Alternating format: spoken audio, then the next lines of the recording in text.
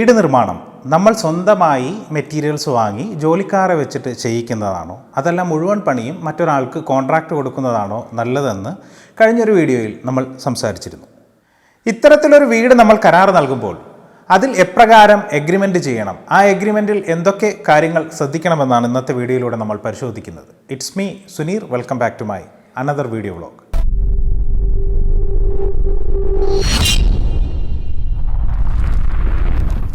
വീട് നിർമ്മാണവുമായി ബന്ധപ്പെട്ട് നമ്മൾ കരാർ എഴുതുമ്പോൾ ക്ലയൻറ്റിൻ്റെയും കോൺട്രാക്ടറുടെയും ഫുള്ള് അഡ്രസ്സ്, അതുപോലെ തന്നെ നമ്മൾ നിർമ്മിക്കാൻ ഉദ്ദേശിക്കുന്ന വസ്തുവിൻ്റെ സർവേ നമ്പർ ഉൾപ്പെടെയുള്ള ഡീറ്റെയിൽസ് വ്യക്തമായി എഗ്രിമെൻറ്റിൽ കാണിച്ചിരിക്കണം. കരാർ എഴുതുമ്പോൾ തന്നെ ക്ലയൻറ്റിൻ്റെയും കോൺട്രാക്ടറുടെയും പൂർണ്ണമായ വിലാസവും നിർമ്മിക്കാൻ ഉദ്ദേശിക്കുന്ന വസ്തുവിൻ്റെ സർവേ നമ്പർ ഉൾപ്പെടെയുള്ള ഡീറ്റെയിൽസും എഗ്രിമെൻറ്റിൽ വ്യക്തമായിട്ട് കാണിക്കണം. അതുപോലെ തന്നെ പഞ്ചായത്തിൽ നിന്നോ മുനിസിപ്പാലിറ്റിയിൽ നിന്നോ നമ്മുടെ ബിൽഡിങ്ങിന് വേണ്ടി അപ്രൂവൽ ചെയ്ത് കിട്ടിയ പ്ലാനിൻ്റെ കോപ്പിയും അതോടൊപ്പം 3D എലിവേഷനും ഉണ്ടെങ്കിൽ ഇതോടൊപ്പം അറ്റാച്ച് ചെയ്യാവുന്നതാണ്. ഇത്തരത്തിൽ 3D എലിവേഷൻ ചെയ്യുന്നത് കൊണ്ട് പിന്നീട് വീടിൻ്റെ എക്സ്റ്റീരിയറുമായി ബന്ധപ്പെട്ട് ഭാവിയിലുണ്ടാകുന്ന സംസാരങ്ങൾക്കും സംശയങ്ങൾക്കും ഒരു പരിധിവരെ പരിഹാരം ആണ്. ഇനി കരാർ നൽകുമ്പോൾ പ്രധാനമായും നമ്മുടെ വർക്കിൻ്റെ ഒരു സ്റ്റേജ്, അതായത് എവിടം മുതൽ എവിടം വരെയാണ് നമ്മൾ വർക്ക് ചെയ്യാൻ ഉദ്ദേശിക്കുന്നത് എന്ന് വ്യക്തമായി രേഖപ്പെടുത്തണം. സ്ക്വയർ ഫീറ്റിന് ഇത്ര രൂപയ്ക്ക് വീട് നിർമ്മിച്ച് നൽകാം എന്നതിനേക്കാൾ നല്ലത് ഈ ഒരു പ്ലാൻ പ്രകാരം എത്ര രൂപയ്ക്ക് ഈ പ്രോജക്റ്റ് പൂർത്തിയാക്കാൻ സാധിക്കുമെന്ന് എഴുതലാണ് ഏറ്റവും നല്ലത്. ഇനി മറ്റൊന്നാണ് പ്രോജക്റ്റിൻ്റെ ടൈം ഡ്യൂറേഷൻ. നമ്മുടെ ഈ ഒരു പ്രോജക്റ്റ് എത്ര കാലാവധി കൊണ്ട് പൂർത്തിയാക്കി തരുമെന്നുള്ളത്. പല ആളുകളും രണ്ട് രീതിയിലാണ് കോൺട്രാക്റ്റ് കൊടുക്കുക. അതായത് ഒന്ന് സ്ട്രക്ചർ വരെയും മറ്റൊന്ന് ഫുൾ ഫിനിഷിങ്ങും. ഇങ്ങനെ കൊടുക്കുന്നതുകൊണ്ട് പ്രശ്നമില്ല, പക്ഷേ രണ്ടും ഒരാളെ കൊണ്ട് തന്നെ ചെയ്യിക്കുന്നതാണ് നല്ലത്. സ്ട്രക്ചർ ഒരാളെയും അല്ലെങ്കിൽ ഫിനിഷിങ് മറ്റൊരാളെയും ഏൽപ്പിച്ചാൽ ഫിനിഷ് ചെയ്യാൻ വരുന്ന ആളുകളുടെ ഭാഗത്തു നിന്നുണ്ടാകുന്ന ചില പോരായ്മകൾ ആദ്യം വർക്ക് ചെയ്ത ആളുകളുടെ തലയിലേക്ക് കെട്ടിവെക്കുന്ന ഒരു സ്വഭാവം സാധാരണ രീതിയിൽ കാണാറുണ്ട്. എപ്പോഴും ഒരു പ്രോജക്റ്റ് മൊത്തമായി തന്നെ ഒരാളെ കൊണ്ട് കംപ്ലീറ്റ് ചെയ്യിക്കലാണ് ഏറ്റവും നല്ലത്. ഇനി വളരെ പ്രധാനപ്പെട്ട ഒന്നാണ് പേയ്മെൻറ്റ് പീരീഡ്. പലപ്പോഴും വർക്കിൻ്റെ പ്രോഗ്രസ്സിനനുസരിച്ചിട്ട് കോൺട്രാക്ടർ ക്ലയൻറ്റിൻ്റെ അടുക്കൽ പൈസ ചോദിക്കാറുണ്ട്. പലപ്പോഴും ഇത്തരത്തിൽ ചോദിക്കുന്ന പൈസ ആ ഒരു സമയത്ത് ക്ലയൻറ്റ് നൽകാൻ വളരെയേറെ ബുദ്ധിമുട്ടായ സാഹചര്യങ്ങളുണ്ടാവും. ഇതിനേക്കാൾ ഏറ്റവും നല്ല മാർഗം ഇന്ന സ്റ്റേജിൽ ഇത്ര രൂപ എന്ന് എഗ്രിമെൻറ്റിൽ സ്പെസിഫൈ ചെയ്ത് കാണിക്കലാണ്. അതായത് നമ്മുടെ ഫൗണ്ടേഷൻ കംപ്ലീറ്റേഷൻ ടൈമിൽ ഒരു എമൗണ്ട്, പിന്നീട് ഗ്രൗണ്ട് ഫ്ലോർ കോൺക്രീറ്റിൻ്റെ ടൈമിൽ മറ്റൊരു എമൗണ്ട്, പ്ലാസ്റ്ററിങ്ങിന് മറ്റൊരു എമൗണ്ട്, അങ്ങനെ വ്യക്തമായി രേഖപ്പെടുത്തിയാൽ ബാങ്ക് ലോണൊക്കെ ഇത്തരത്തിലാണ് ബാങ്ക് പലപ്പോഴും നമുക്ക് ക്യാഷ് തരിക. അത്തരത്തിൽ ബാങ്ക് ലോൺ ഉപയോഗിച്ചിട്ട് പണി ചെയ്യുന്നവർക്കൊക്കെ ഈ ഒരു ടൈം പീരീഡ് അല്ലെങ്കിൽ ഒരു പേയ്മെൻറ്റ് പീരീഡ് വളരെയേറെ ഉപകാരപ്പെടും. കെട്ടിട നിർമ്മാണവുമായി ബന്ധപ്പെട്ട ഇത്തരം എഗ്രിമെൻറ്റുകളിൽ വളരെ പ്രധാനപ്പെട്ട ഒന്നാണ് ജലം, വൈദ്യുതി. ഇത് എല്ലായ്പ്പോഴും ക്ലയൻറ്റ് തന്നെയാണ് കോൺട്രാക്ടറിന് നൽകേണ്ടത്. അതുപോലെ തന്നെ വളരെ ഇമ്പോർട്ടൻ്റ് ആയിട്ടുള്ള മറ്റൊരു കാര്യമാണ് ക്യൂറിങ് അഥവാ വെള്ളം നനപ്പ്. പല ആളുകളും ഇത്തരത്തിൽ കോൺട്രാക്റ്റ് കൊടുക്കുന്നത് കൊണ്ട് പലപ്പോഴും പിന്നീട് ആ ഭാഗങ്ങളിൽ ക്ലയൻറ്റ് തിരിഞ്ഞു നോക്കാറില്ല. വീടെപ്പോഴും നമ്മുടേതാണ്, അത് ഏറ്റവും നന്നായിട്ട് നിർമ്മിച്ചെടുക്കുക എന്നുള്ള ഉത്തരവാദിത്വം നമ്മളുടേതാണ്. അതുകൊണ്ട് തന്നെ വീടിൻ്റെ നനവുമായി ബന്ധപ്പെട്ട് നല്ല രീതിയിൽ ഒരു ഉത്തരവാദിത്വം ക്ലയൻറ്റ് കാണിക്കേണ്ടതുണ്ട്. പലപ്പോഴും തൊഴിലാളികൾക്ക് വർക്കുമായി ബന്ധപ്പെട്ട സമയങ്ങളിൽ പല ഏരിയകളിലും പ്രോപ്പറായിട്ട് ക്യൂറിങ് ചെയ്യാൻ സാധിക്കുകയില്ല.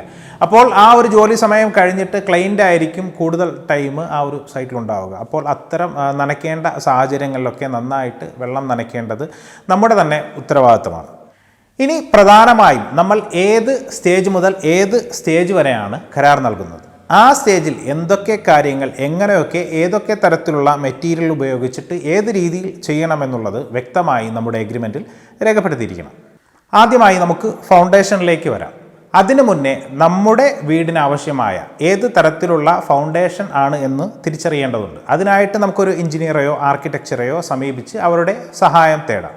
സാധാരണ നമ്മുടെ നാടുകളിൽ രണ്ട് തരത്തിലുള്ള ഫൗണ്ടേഷനാണ് ഉപയോഗിക്കുക. ഒന്ന് നമ്മുടെ കരിങ്കലൊക്കെ ഉപയോഗിച്ചിട്ടുള്ള ഫൗണ്ടേഷൻ, മറ്റൊന്ന് കോളം ഫൂട്ടിംഗ്. ഇനി കോളം ഫൂട്ടിംഗ് ആണെങ്കിൽ എത്ര ഡെപ്തിൽ, എത്ര വീതിയിലും നീളത്തിലും, എത്ര ഹൈറ്റിലാണ്, എത്ര mm കമ്പി ഉപയോഗിച്ചിട്ട് ഏത് റേഷ്യോയിൽ കോൺക്രീറ്റ് ചെയ്യണമെന്ന് വ്യക്തമായി രേഖപ്പെടുത്തണം. ഇനി കരിങ്കൽ ഉപയോഗിച്ചിട്ടുള്ള ഫൗണ്ടേഷൻ ആണെങ്കിൽ എത്ര ഡെപ്തിൽ എത്ര വീതിയിൽ കരിങ്കൽ ഉപയോഗിച്ചിട്ട് ചെയ്യാമെന്നുള്ളതാണ്. ഇത് തന്നെ നമുക്ക് രണ്ട് രീതിയിൽ ചെയ്യാം. നമ്മുടെ മണ്ണിൻ്റെ താഴെയുള്ള ലെവലിൽ കരിങ്കല്ല് നല്ല വൃത്തിയായിട്ട് അടുക്കി മുകളിലേക്ക് കയറാം. ചില സ്ഥലങ്ങളിലാകട്ടെ ഈ ഒരു ഗ്യാപ്പിൽ നല്ല രീതിയിൽ മണ്ണ് ഫില്ല് ചെയ്ത് വാട്ടർ നല്ല പ്രഷറോടുകൂടി പമ്പ് ചെയ്തിട്ടും ചെയ്യാറുണ്ട്. പിന്നെ മുകളിലേക്ക് വരുമ്പോൾ സിമൻറ്റ് ഉപയോഗിച്ചിട്ട് ചെയ്യുന്ന ആ സിമൻറ്റിൻ്റെ റേഷ്യോ, ഇത്തരം കാര്യങ്ങൾ വ്യക്തമായിട്ട് എഗ്രിമെൻറ്റിൽ രേഖപ്പെടുത്തിയിരിക്കണം. ഇനി അതിന് മുകളിലായിട്ട് നമുക്ക് ഒരു പ്ലിന്ത് ബീം അല്ലെങ്കിൽ ഒരു ബെൽറ്റ് കൊടുക്കാറുണ്ട്. അതൊരു ഡാം പ്രൂഫ് കോഴ്സ് കൂടെയാണ് കേട്ടോ. ഇങ്ങനെ ബെൽറ്റ് കൊടുക്കുന്ന സമയത്ത് ആ ഒരു കോൺക്രീറ്റിൻ്റെ തിക്നെസ് അഥവാ ഹൈറ്റ് കൂടുതലായിട്ട് 15 സെൻറ്റിമീറ്ററിലാണ് ചെയ്യാറ്. ഇതിൽ തന്നെ 8 mm 4 സ്റ്റീൽ ഉപയോഗിച്ചിട്ടുകൊണ്ട് 15 മുതൽ 20 സെൻറ്റിമീറ്റർ ഗ്യാപ്പിൽ റിങ് ഉപയോഗിച്ച് 30 മുതൽ 45 സെൻറ്റിമീറ്റർ വരെ വീതിയിലാണ് സാധാരണഗതിയിൽ നമ്മൾ കോൺക്രീറ്റ് ചെയ്യാറുള്ളത്. ഇതും കറക്റ്റായിട്ട് തന്നെ നമ്മൾ അതിൽ രേഖപ്പെടുത്തിയിരിക്കണം. ഇനി ഇതിലേക്ക് ആവശ്യമായ അല്ലെങ്കിൽ ഫൗണ്ടേഷന് അകത്തേക്ക് ഫില്ല് ചെയ്യുന്ന മണ്ണ് പലപ്പോഴും ഇപ്പോൾ നമ്മുടെ നാട്ടിലെ സാഹചര്യം വെച്ചിട്ട് ഇത്തരത്തിൽ മണ്ണുകൾ പുറത്തുനിന്ന് കൊണ്ടുവരാനായിട്ട് വളരെയേറെ ബുദ്ധിമുട്ടുണ്ട്. അതുകൊണ്ട് തന്നെ ഇത് പലപ്പോഴും ക്ലയൻറ്റ് തന്നെ നൽകേണ്ടതായിട്ട് വരും. ഇതും എഗ്രിമെൻറ്റിൽ കറക്റ്റായിട്ട് രേഖപ്പെടുത്തുക. ഇനി മുകളിലേക്കായി ചുമര് കെട്ടുമ്പോൾ ഏത് തരത്തിലുള്ള കല്ലാണ്, വയർ ബ്രിക്കാണോ അല്ലെങ്കിൽ ചെങ്കല്ലാണോ, ഇനി ഹോളോ ബ്രിക്സ് ആണോ, അല്ലെങ്കിൽ AAC ബ്ലോക്കാണോ, ഏതാണെന്നുള്ളത് കൃത്യമായി സ്പെസിഫൈ ചെയ്യണം. അതുപോലെ തന്നെ ഇതിലേക്ക് ഉപയോഗിക്കുന്ന സിമൻറ്റിൻ്റെയും മണലിൻ്റെയും അല്ലെങ്കിൽ പാറപ്പൊടിയുടെയും ഒക്കെ റേഷ്യോ കൃത്യമായിട്ട് നമുക്ക് രേഖപ്പെടുത്തി മേടിക്കാം. അതോടൊപ്പം ഇതിലേക്ക് ഉപയോഗിക്കുന്ന വാതിലുകളുടെയും ജനലുകളുടെയും തടി, ഏത് തടിയാണ്, അതിൻ്റെ തിക്നെസ്, കാര്യങ്ങളൊക്കെയും കൃത്യമായി രേഖപ്പെടുത്തുക.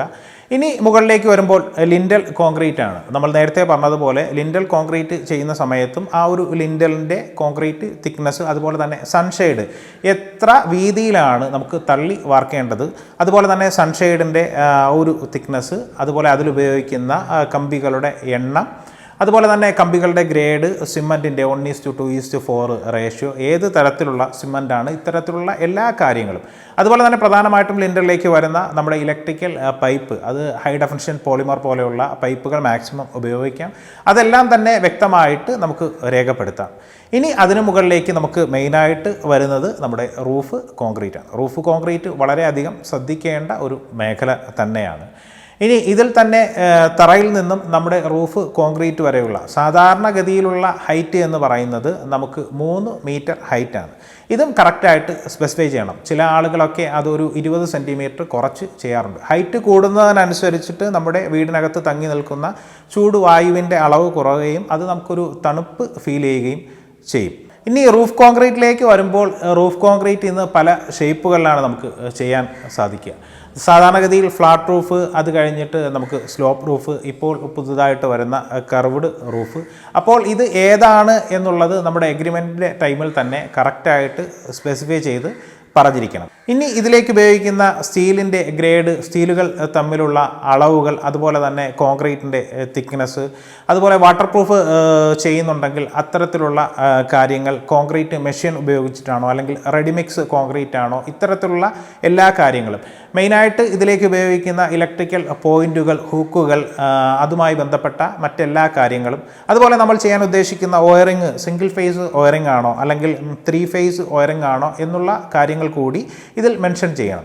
ഇനി അതുപോലെ തന്നെ പാരപ്പറ്റുമായിട്ട് ബന്ധപ്പെട്ട് വരുന്ന അതിൻ്റെ ഹൈറ്റ് കാര്യങ്ങൾ, കണ്ടംപററി ഡിസൈൻ ആണെങ്കിൽ അതുമായിട്ട് ബന്ധപ്പെട്ട് വരുന്ന കോൺക്രീറ്റുകൾ, പരഗോളാസ്, ഇതിനെക്കുറിച്ചെല്ലാം വ്യക്തമായി എഗ്രിമെൻറ്റിൽ രേഖപ്പെടുത്തിയിരിക്കണം. ഇതൊക്കെ തന്നെയാണ് ഒരു ബിൽഡിങ്ങിൻ്റെ സ്ട്രക്ചറുമായിട്ട് ബന്ധപ്പെട്ട് നമ്മൾ എഗ്രിമെൻ്റ് എഴുതുമ്പോൾ ശ്രദ്ധിക്കേണ്ടുന്ന കാര്യങ്ങൾ. ഈ ഒരു വീഡിയോ നിങ്ങൾക്കെല്ലാവർക്കും ഉപകാരപ്പെട്ടു എന്ന് വിശ്വസിക്കുന്നു. ഇത്തരം കാര്യങ്ങളാണ് ഒരു സ്ട്രക്ചറുമായിട്ട് ബന്ധപ്പെട്ട ഒരു ബിൽഡിങ്ങിൻ്റെ എഗ്രിമെൻ്റ് എഴുതുമ്പോൾ നമ്മൾ ശ്രദ്ധിക്കേണ്ടുന്ന പ്രധാനപ്പെട്ട കാര്യങ്ങൾ. ഇനി ഫിനിഷിങ്ങുമായിട്ട് ബന്ധപ്പെട്ട എന്തൊക്കെ കാര്യങ്ങളാണ് ചെയ്യേണ്ടത്, അല്ലെങ്കിൽ എന്തൊക്കെ കാര്യങ്ങൾ ശ്രദ്ധിക്കണം എന്നുള്ള ഒരു വീഡിയോ ആവശ്യമുണ്ടെങ്കിൽ താഴെ കമൻറ്റ് ബോക്സിൽ നിങ്ങൾക്ക് കമൻറ്റ് ചെയ്താൽ അത്തരത്തിലുള്ളൊരു വീഡിയോ നമുക്ക് ചെയ്യാം. കെട്ടിട നിർമ്മാണവുമായി ബന്ധപ്പെട്ട ഇത്തരം അറിവുകളാണ് സുനീർ മീഡിയ എന്ന ഈ ഒരു ചാനലിലൂടെ ഞാൻ നിങ്ങളുമായിട്ട് ഷെയർ ചെയ്യുന്നത്. ഇത്തരത്തിൽ ഒരു വീടിൻ്റെ കരാർ എഴുതിയാൽ പിന്നീട് ഉണ്ടായേക്കാവുന്ന എല്ലാ ബുദ്ധിമുട്ടുകൾക്കും അല്ലെങ്കിൽ സംസാരങ്ങൾക്കും ഒരു പരിധിവരെ ഇതൊരു വളരെയേറെ നിങ്ങളെ ഹെൽപ്പ് ചെയ്യും. വീഡിയോ ഇഷ്ടമായെങ്കിൽ കമൻറ്റ് ചെയ്യുക, നിങ്ങളുടെ സുഹൃത്തുക്കൾക്ക് കൂടി ഷെയർ ചെയ്യുക. വീണ്ടും മറ്റൊരു വീഡിയോയുമായി നമുക്ക് കണ്ടുമുട്ടാം. അതുവരേക്കും ബൈ ബൈ.